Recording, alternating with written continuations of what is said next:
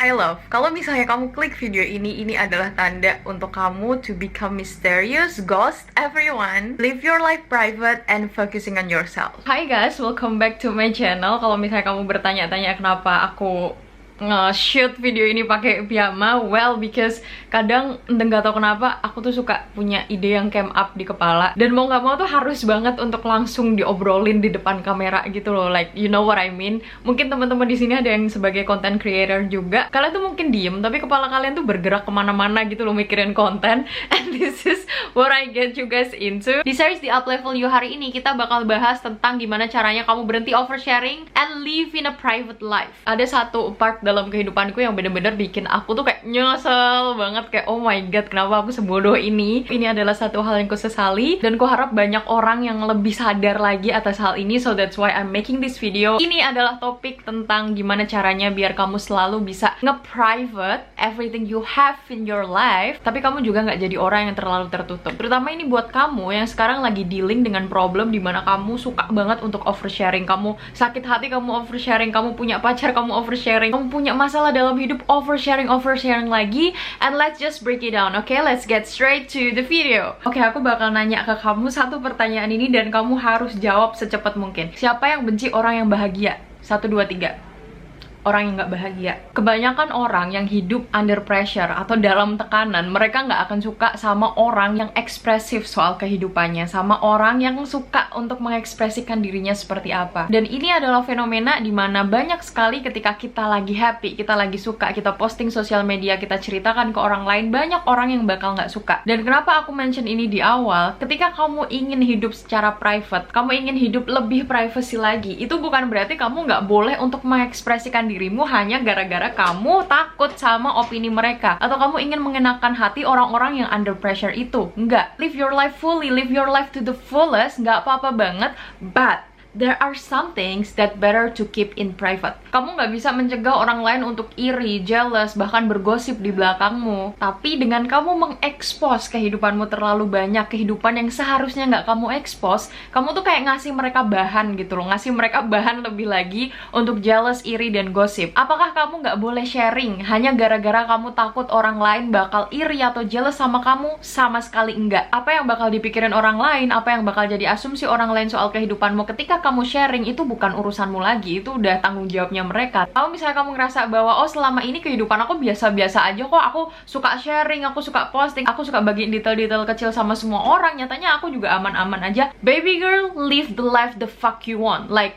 you can be free, you can express yourself fully. Itu pilihan kamu. Tapi di sini maksud aku adalah kamu harus tahu ada batasan. Hal-hal yang seharusnya kamu simpan secara pribadi dan tidak untuk diekspos bagi semua orang. Jadi kalau misalnya kamu ngerasa aman-aman aja hidup secara oversharing, hidup dengan bagiin detail kecil dalam kehidupanmu, go for it. I'm not limiting you, tapi kalau kamu pengen belajar untuk gimana caranya untuk jadi misterius, dalam artian kamu punya kehidupan yang private, kehidupan yang nggak terganggu, tapi kamu juga tidak membatasi akses untuk siapapun masuk dalam kehidupan kamu secara general, this video is for you. Kamu harus mulai detach sama kehidupanmu dalam sosial media dan mulai untuk hidup secara offline. Nikmati hidup offline-mu ini. Berapa banyak sih dari kita yang bisa hidup tanpa HP? Semua orang membutuhkan itu. Tapi terkadang kita lupa untuk menikmati hidup kita secara offline gitu loh, because kita terlalu terpaku sama apa yang ada dalam sosial media sampai akhirnya menikmati kehidupan kita yang bukan online, bukan dilihat orang tuh kita nggak semenikmati dulu. Dulu aku nyesel banget karena aku selalu jadi orang yang oversharing. Like, setiap detail dalam kehidupanku, setiap hal yang sebenarnya nggak penting itu selalu aku share. Dan masalahnya ini tuh sharing yang udah sifatnya personal gitu loh, nggak seharusnya untuk aku share hal itu. Sekarang aku bisa paham kenapa aku punya tendensi untuk oversharing itu, karena aku udah kayak banyak melakukan hal-hal yang membuatku fokus sama diriku. Bahkan sampai kenapa aku bisa sampai se-oversharing itu pun aku tahu permasalahannya kenapa. Tidak lain dan tidak bukan adalah karena aku butuh validasi dari orang lain, aku butuh untuk dilihat oleh orang lain, aku butuh agar orang lain itu responsif sama apa yang ku punya. Dengan cara aku menunjukkannya secara online, dengan cara aku membiarkan orang-orang lain tahu dan punya akses untuk kehidupan pribadiku secara online. Well, aku bisa bilang kenapa aku bisa punya tendensi seperti itu, because I am a firstborn daughter, and then I kind of feel like aku harus selalu nge-lead semuanya, dan segala ideas yang muncul dalam kepala aku tuh, aku punya tendensi untuk selalu sharingin itu gitu loh. Dan sampai aku di poin dimana aku nggak tahu mana yang seharusnya boleh untuk aku share, mana yang enggak. Dulu waktu aku nggak punya followers, aku nggak punya engagement, aku bahkan nggak dapat attention dari Instagram aku, dari akun sosial media aku malah justru punya tendensi untuk oversharing tuh selalu tiap hari. Tapi sekarang ketika aku udah bener-bener jadi content creator, penonton dari aktivitasku di sosial media itu kuantitasnya lebih banyak daripada yang dulu. Malah justru sekarang aku sama sekali nggak pengen nge-share detail pribadi soal kehidupanku sendiri. Kenapa? Karena aku sudah cukup memahami seberapa valuable itu. Aku bisa ngasih tahu ke diriku sendiri bahwa hidup dengan offline dan gak nunjukin hal-hal yang bling-bling secara online itu bukan berarti hidupku itu nggak bermakna, hidupku itu nggak berwarna. Kadang kan kita punya tendensi untuk nunjukin secara online, kita punya perasaan kayak gimana, kita punya hal apa yang kita miliki dalam kehidupan kita gitu, kita punya hal baru apa nih dalam diri kita. Itu kan sebuah dorongan dimana kita ingin dilihat oleh orang lain gitu kan. Dan aku mulai belajar bahwa aku sebenarnya nggak butuh validasi dari orang lain, aku cuman butuh validasi dari diriku sendiri, dan aku harusnya bisa memberikannya sama diriku. Jadi coba untuk belajar memahami bahwa kehidupanmu secara offline, ketika kamu menikmati hidupmu dengan offline dan gak menunjukkan hal-hal dalam online, itu bukan berarti kamu gak punya hal spesial dalam kehidupan kamu. Kamu cuman nge-keep beberapa bagian dari kehidupanmu untuk dirimu sendiri dan untuk orang-orang terdekatmu aja. Dan jujur, menikmati kehidupan secara offline tuh lebih enjoy banget rasanya. Karena biasanya kalau misalnya aku abis oversharing di sosial media aku gitu waktu dulu, setelah aku ngelakuin itu tuh aku punya kekhawatiran pribadi gitu loh, kekhawatiran aduh orang lain bakal ngomong apa ya, aduh aku nyesel udah posting kayak gini. Dan aku belajar banyak banget bahwa gak semua hal itu perlu ku posting, gak semua hal perlu perhatian dari orang lain, gak semua hal harus ku minta validasi dari orang lain. Jadi sekarang aku tuh di posisi aku sebagai content creator, aku selalu posting apapun itu 24 jam setiap harinya, tapi orang sama sekali nggak tahu detail soal kehidupanku kecuali apa yang sengaja aku bagikan sama mereka, apa yang aku bolehkan untuk mereka tahu. Yes, of course, banyak sekali momen dimana aku bagikan momen-momen bahagia dalam kehidupanku, momen-momen dimana aku mendapatkan sesuatu dalam kehidupanku, tapi aku lakuin itu tuh untuk menginspirasi orang lain, dan aku cukup paham dengan hal seperti apa yang bisa aku share sehingga tidak dipandang pamer atau show off oleh orang lain. Dan kehidupan secara private, kehidupan yang gak publik, kehidupan yang kamu simpan sendiri, itu tuh bukan hanya tentang kehidupan dalam sosial media atau dalam media online gitu loh, tentang apa yang kamu tunjukkan ke dunia, tapi dalam kamu berinteraksi sama orang lain secara langsung, itu juga banyak hal yang seharusnya kamu miliki batasan supaya nggak terlalu dalam orang lain itu masuk dalam kehidupan kamu. So, belajarlah untuk lebih mindful dan juga belajar untuk memiliki proses sebelum mempercayai seseorang ataupun sesuatu. Jadilah orang yang lebih mindful sama setiap hal yang kamu lakuin secara online maupun offline, karena nggak semua orang tuh menganggap kamu penting, nggak semua orang menganggap kamu sekrusial itu gitu loh untuk didengarkan. Kalau misalnya kamu ngelihat postingan orang lain yang kayak kamu tahu bahwa oh ini udah oversharing, kenapa dia share detail soal kehidupan mereka, kamu pun sebagai netizen, sebagai seorang manusia juga ngerasa, ih kok sampai kayak gini sih dia sharingnya, bakal ada perasaan icky itu dalam hati kamu dengan apa yang mereka lakukan. Jadi belajarlah untuk lebih mindful, belajarlah untuk memilah mana hal yang bisa kamu share kepada orang lain dan mana yang enggak. Apakah dengan ini artinya kamu nggak boleh sharing sama orang lain tentang hal apapun itu? Nggak juga. Tapi kayak yang aku bilang tadi, belajarlah untuk memahami proses sampai kamu bisa mempercayai seseorang atau sesuatu. Kalau misalnya aku bilang kamu punya sebuah rumah, di dalam rumah kamu ini kamu simpan benda-benda berharga kamu.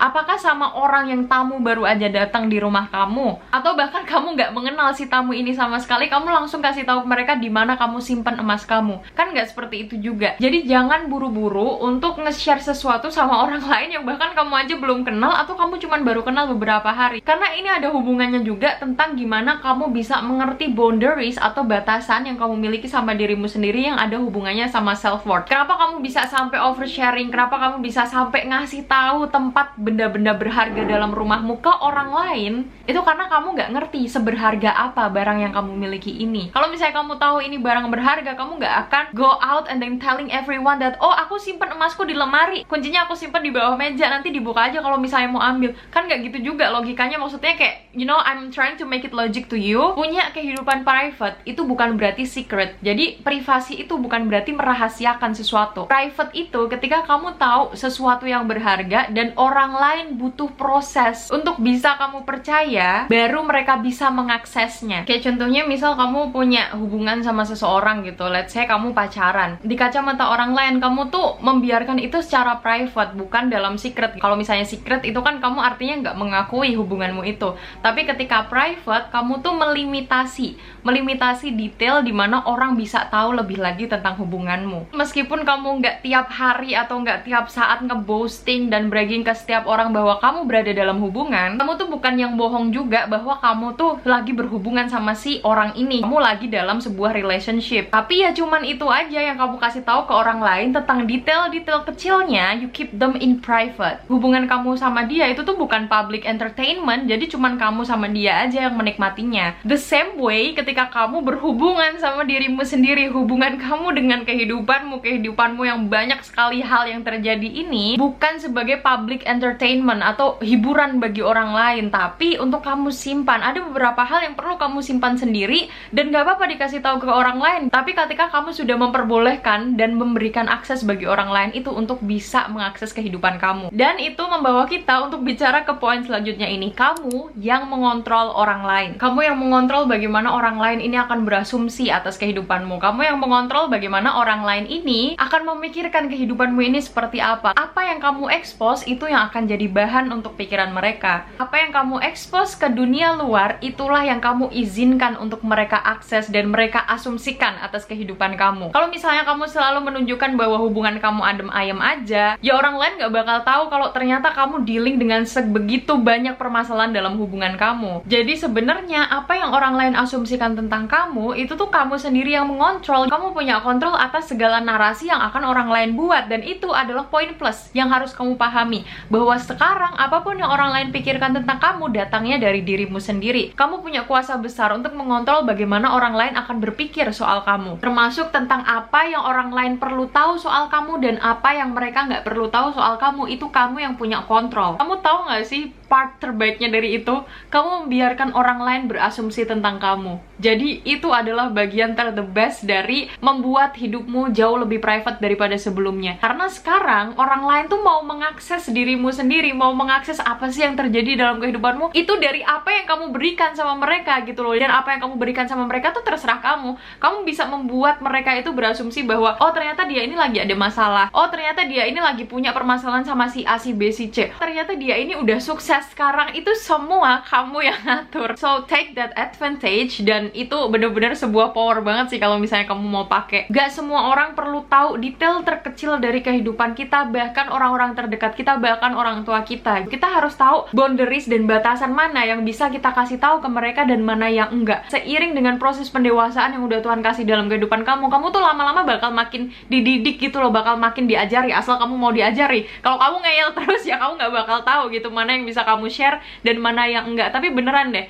dulu aku tuh nggak tahu gimana caranya aku bisa jadi orang yang se-private ini. Tapi karena banyak hal yang terjadi dalam kehidupanku, oh ternyata kalau aku kayak gini tuh aku terlalu nge-expose kehidupanku sendiri. Oh ternyata kalau aku kayak gini tuh aku memberikan orang akses dan punya power atas kehidupanku. Itu tuh kayak bener-bener lama-lama mengubah aku jadi orang yang kayak aku jadi mulai tahu nih, oh ini boleh ku share, oh ini enggak. Nanti kamu bakal dibawa dalam proses itu, jadi lama-lama kamu bakal mengerti sendiri juga. Dan ingat, hidup secara private itu bukan berarti kamu mengisolasi dirimu. Kamu nggak pengen sama sekali orang tahu tentang kamu, kamu nggak mengizinkan semua orang untuk dekat sama kamu tuh enggak. Apakah dengan hidup secara private kamu nggak boleh curhat? Boleh, boleh banget. tetapi curhatlah sama orang-orang yang udah melewati proses bersama kamu dan kamu bisa sampai percaya sama orang itu. Bahkan sekarang aja loh, banyak orang yang udah percaya bertahun-tahun tapi ujungnya dikhianati gitu. So make sure apapun yang kamu ceritakan, bahkan ke orang yang terdekat kamu pun, kamu tuh tahu sampai batasan mana kamu memperbolehkan dia untuk tahu. Dan ingat, kalau misalnya kamu curhat sama seseorang, apa yang akan mereka sampaikan itu tuh dari sudut pandangnya mereka. Kalau orang itu bisa berempati itu bagus, tapi kalau misalnya dia cuma bersimpati aja, mereka memberikan nasihat dari perspektifnya mereka sendiri. Jadi dengan kamu mencoba untuk hidup secara private pun, kamu tuh lebih ngerti, oh ternyata sudut pandangnya temanku A ini kayak gini, oh sudut pandangnya temanku B ini kayak gini gitu. Karena kamu nggak memberikan semua detail sama mereka,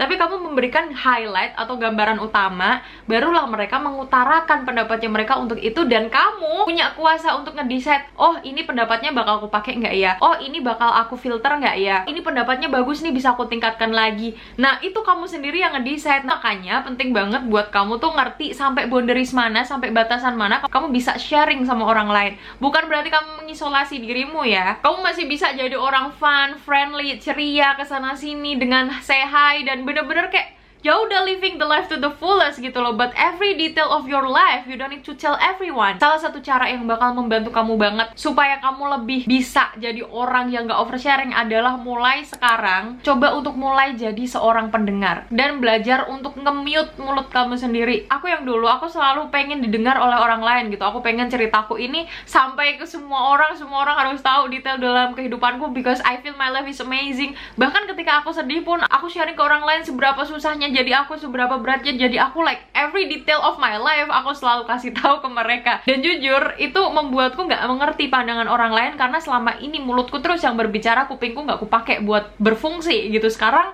aku jadi orang yang cenderung jadi pendengar. Dengan begitu aku lebih memahami, oh ternyata orang ini punya perspektif seperti ini, oh orang ini punya pandangan seperti ini. Dan sumpah deh, itu tuh kayak bikin mata aku jadi jauh lebih terbuka banget. Kayak sekarang nih, misalnya aku ngomong terus, aku nggak bakal bisa denger orang lain juga yang ngasih aku masukan gitu kan, karena aku terlalu fokus sama apa yang kuutarakan dari mulutku. Begitu pula kamu, kalau kamu kebanyakan untuk oversharing, dalam artian ini udah too much sharing ke orang lain, kamu nggak akan mengerti perspektif mereka seperti apa. Kamu nggak akan belajar untuk mendiamkan mulutmu sendiri dan mendengar hal yang mungkin akan sangat bermanfaat buat kamu ke depannya. Saying less will never get you in trouble. Ngurangin bicara kamu tuh nggak akan bermasalah apapun gitu loh. Kamu nggak akan jadi orang lain ketika kamu mengurangi cara bicara kamu, mengurangi cerewetmu ini. Jadi sebenarnya nggak masalah banget untuk kamu cerita, tapi sampai batas mana kamu bisa ceritain hal itu yang paling penting. Dan itulah yang mau kita bahas untuk belajar boundaries atau batasan, sampai mana kamu bisa menceritakan sesuatu sama orang lain. Kebanyakan orang punya tendensi untuk oversharing itu karena kamu kurang mengerti apa yang jadi batasanmu sendiri.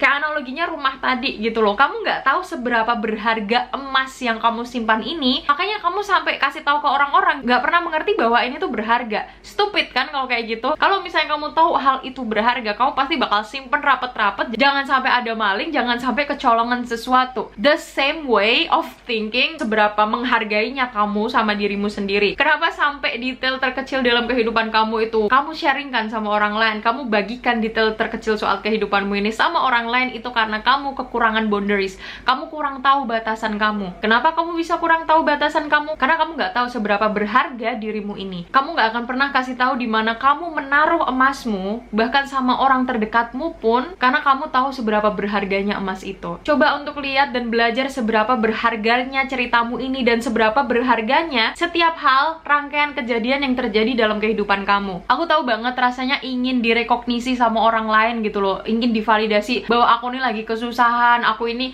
lagi ngerasa pengen curhat, aku ini lagi butuh dukungan. Aku tahu banget perasaan yang seperti itu, dan di sini tuh aku bukan berarti bilang kamu nggak boleh curhat sama sekali, tuh enggak. Tapi kamu tahu sampai mana kamu bisa memberikan itu secara detail dan gratis gitu loh. Nggak semua hal kecil dalam kehidupan kamu itu layak untuk di-sharekan sama orang lain demi dirimu sendiri, for the sake of yourself, untuk menghargai dirimu sendiri.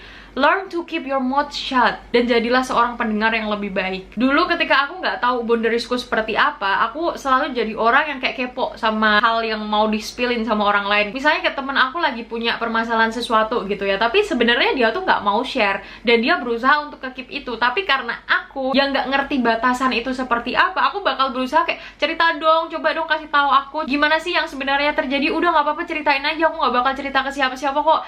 kayak sekepo itu gitu loh. Bukan untuk tujuan aku tuh pengen tahu lebih lagi, tapi karena memang aku nggak tahu sampai batasan mana aku boleh kepo sama cerita orang lain. Setelah aku lebih tahu apa yang jadi boundariesku, apa yang jadi batasanku, dan sampai titik mana aku boleh mendorong orang lain untuk cerita ke aku jadi lebih tahu mana yang boleh ku kepoin lebih lagi dan mana yang nggak boleh ku kepoin lebih lagi. Jadi bahkan ketika aku lagi kumpul-kumpul bareng teman-teman, kayak rasanya aku lebih chill aja gitu. Kalau misalnya ada orang yang pengen cerita, oke, aku akan terbuka gitu. Tapi kalau misalnya pun enggak, ya aku menghargai mereka karena aku tahu kalau misalnya mereka juga terlalu kepo soal kehidupanku, terlalu ngedorong aku untuk cerita, aku juga nggak suka dengan hal itu. Karena aku sekarang udah ngerti boundariesku seperti apa gitu loh. Aku udah ngerti hal yang kayak gini tuh nggak boleh ku share, nggak seharusnya ku share. Aku udah lebih mengerti hal itu. So this is very important untuk ngerti boundaries kamu. Dan selalu ingat, orang yang kecewa ketika kamu nggak bisa terbuka lagi, ketika kamu nggak bisa oversharing lagi sama cerita kamu sampai detail terkecil dari kehidupan kamu, mereka itu adalah orang yang mendapatkan manfaat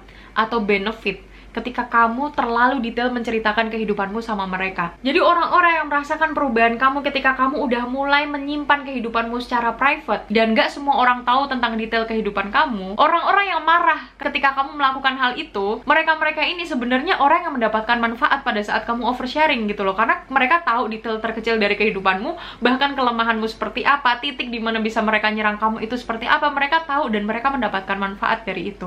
So, be careful. Boundaries di sini ini adalah boundaries yang sehat gitu, bukan semerta-merta, oh kamu nggak boleh tahu soal kehidupanku kayak gini, oh aku akan membatasi kamu, oh aku akan mengisolasi diriku. Itu bukan boundaries yang sehat. Contoh boundaries yang nggak sehat itu kayak gini loh, kamu percaya sama semua orang tapi kamu juga nggak percaya sama siapapun. Jadi terlalu percaya sama orang lain itu juga nggak bagus, tapi nggak percaya sama setiap orang di dunia ini tuh juga nggak bagus. Kenapa semua hal harus hitam dan putih? Kan nggak gitu juga. Dan juga kamu nggak suka sama setiap laki-laki yang ngedeketin kamu. Ini tuh bukan berarti tentang kamu tuh ngambil sisi hitam ataupun sisi putih. Paham kan? Healthy boundaries atau boundaries yang sehat itu tentang gimana kamu bisa menyeimbangkan semuanya. Gak semua hal dalam dunia ini harus hitam dan gak semua hal dalam dunia ini harus putih. Seimbangkanlah hal itu, pahami boundaries yang lebih sehat lagi. Maybe ini bakal jadi topik yang kita bahas selanjutnya kali ya. Komen di bawah kalau misalnya kamu pengen aku lebih bahas banyak lagi soal boundaries ini, karena kayak ini basic lesson banget yang semua orang perlu tahu juga. Kamu bisa lihat gimana hidupmu akan berubah ketika kamu mencoba untuk hidup secara lebih private lagi. Satu hal yang aku suka lakuin ketika aku pengen sharing dan aku mulai punya tendensi untuk oversharing gitu ya, mungkin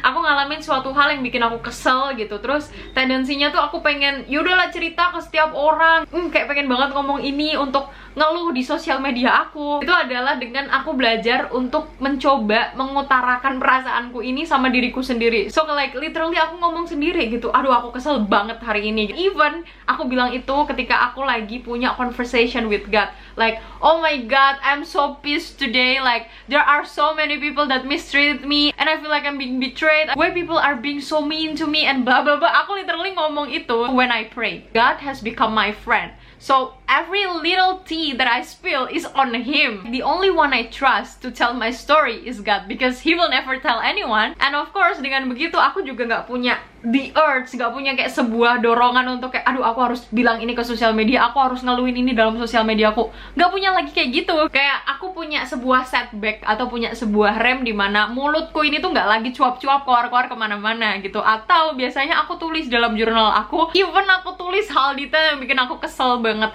Dengan begitu itu jujur ngebantu aku banget sih, karena kan kadang kalau misalnya kita lagi ngalamin sesuatu tuh kita kayak pengen banget ya untuk di-share kayak gitu, dan itu adalah beberapa hal yang aku lakuin. Bahkan ketika kamu bener-bener butuh untuk cerita ke seseorang tapi kamu ngerasa nggak seharusnya hal ini diceritakan sama orang lain yang belum bener-bener kamu percaya, kamu boleh banget kok untuk curhat ke psikolog, curhat ke terapis-terapis, karena secara hukum mereka kan nggak boleh untuk sharing hal-hal yang bersifat pribadi ini kepada orang lain gitu kan. Jadi like kamu punya sebuah defense gitu kalau misalnya sampai hal yang kamu ceritain ini dibocorkan ke tempat lain. Percaya deh, coba untuk belajar ngediemin mulutmu sendiri, belajar nggak cerewet lagi selama 3 bulan ke depan. Setiap kali kamu ngerasain sesuatu, direm dulu, setback, coba untuk lihat, coba untuk ngomongin itu sama dirimu sendiri, coba untuk ngeluh di buku diary kamu, atau misalnya kalau misalnya sampai gak tertahan banget ngomong sama Tuhan seperti itu, ngomong kenapa kamu kesel, ngomong curhat, literally kayak curhat ke teman kamu, bilang kayak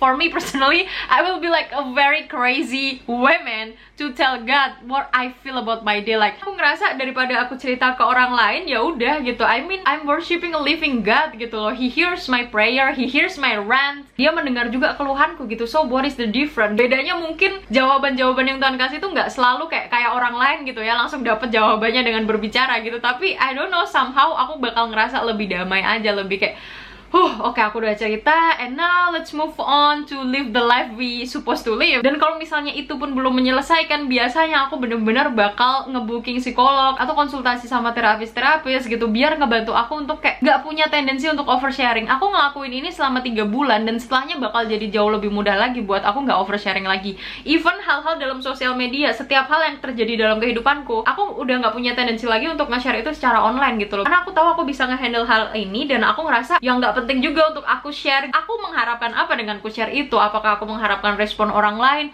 Orang lain akan simpati ke aku? No, I can handle this on my own. Yang jelas tuh kamu tahu gitu loh, sampai batasan mana kamu boleh membagikan kehidupan kamu, bahkan sampai detail terkecilnya. Not everything is meant to be shared. You need to keep it your own. Ada banyak hal yang nggak bisa untuk selalu kamu forwardin dalam sosial media ataupun ke orang lain. Kayak contohnya tentang hubungan kamu sama Tuhan, hubungan kamu sama dirimu sendiri, plan kamu, goals kamu, rencanamu, apa yang terjadi dalam keluarga kamu, rencana finansial kamu. Banyak sekali hal yang seharusnya kamu simpan secara private. 3 kategori terbesar di mana kamu harus menyimpan hal itu secara lebih private lagi. Yang pertama, tentang relationship kamu sama seseorang. Dulu aku ngerasa aku butuh attention dari orang lain untuk simpati soal hubunganku gitu. Aku butuh validasi dari orang lain. Aku curhatin itu di sosial media, nanya gimana pendapatnya dan bla bla bla. Even each detail about my relationship, aku share itu. Itulah kenapa aku nyesel banget, kenapa sih aku sebodoh itu dulu. Bahkan saat aku curhat sama orang-orang terdekat aku gitu, misalnya sama temen aku, pendapat mereka soal hubungan aku itu tuh ya berdasarkan dari pengertian mereka gitu loh. Jadi ketika aku menerapkan apa yang mereka bicarakan, apa yang mereka nasihatkan dalam hubunganku, ya itu